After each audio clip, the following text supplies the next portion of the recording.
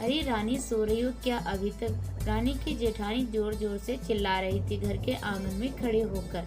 तभी मैं भागती हुई अपने कमरे से निकली और बोली, दीदी आ रही हूँ अभी। जेठानी बोली, तुम्हारा नाम रानी है? तुम रानी नहीं हो।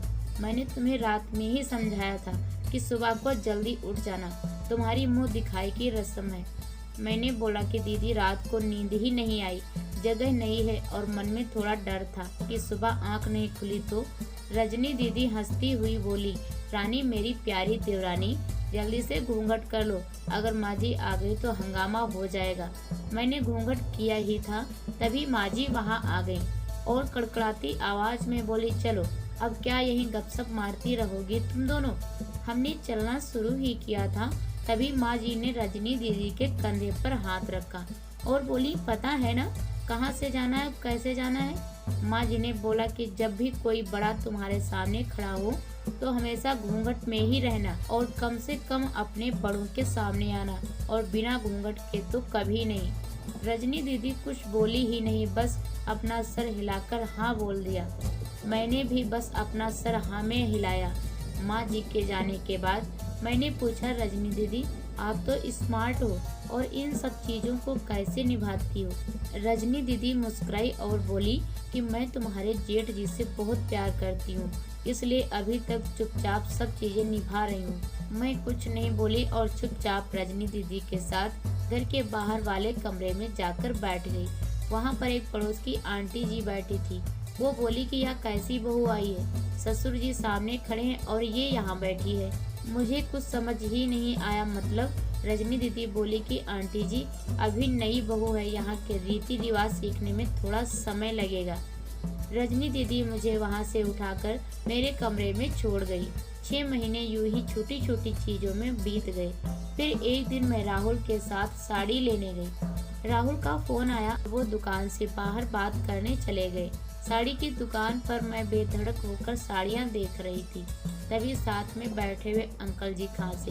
एक बार, फिर 2 बार, फिर 3 बार। मैंने साड़ी वाले भैया से बोला कि भैया इन अंकल जी को पानी दे दो, बहुत खांसी हो रही है इन्हें। अंकल जी भड़क उठे और बोले, क्या बदतमीज लड़की है, शर्म लिहाज है या नहीं इसे?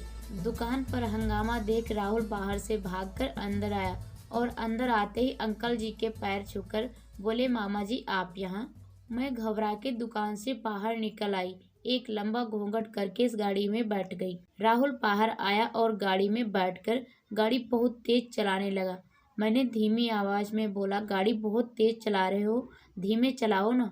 हम घर पहुंचे ही थे, तभी माँ जी जोर जोर से चिल्लाते हुए बाहर आई, देखो आ गई है रानी साहिबा, खानदान की इज्जत मिट्टी में मिलाकर। तभी रजनी दीदी आई और बोली, माँ जी मेरी शादी को 6 साल हो गए, मैं अभी तक मामा जी को नहीं जानती, ये कैसे जानेगी?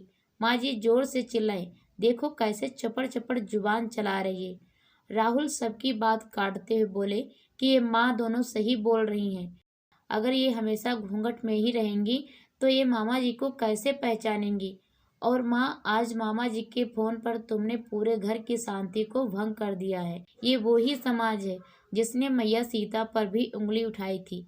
पिताजी और जेठ जी ने भी अपना पक्ष राहुल के साथ ही रखा। माँ जी थोड़ी देर सोचने के बाद वापस रजनी दीदी और मेरे पास आई और बोली कि तुम दोनों को अपनी मर्यादा पता है। मुझे उम्मीद है कि तुम कभी भी मेरा सिर शर्म से नीचे नहीं झुकने दोगी। हम एक ही परिवार के सदस्य हैं, हमें हमेशा साथ रहना है, अच्छा वक्त हो या बुरा वक्त, हर सदस्य को अपनी मर्यादा पता है। माँ जी ने मुझे और रजनी दीदी को गले लगा लिया।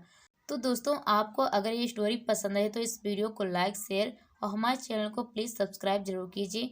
धन्यवाद साथियों, फिर मिलेंगे एक नई कहानी के साथ।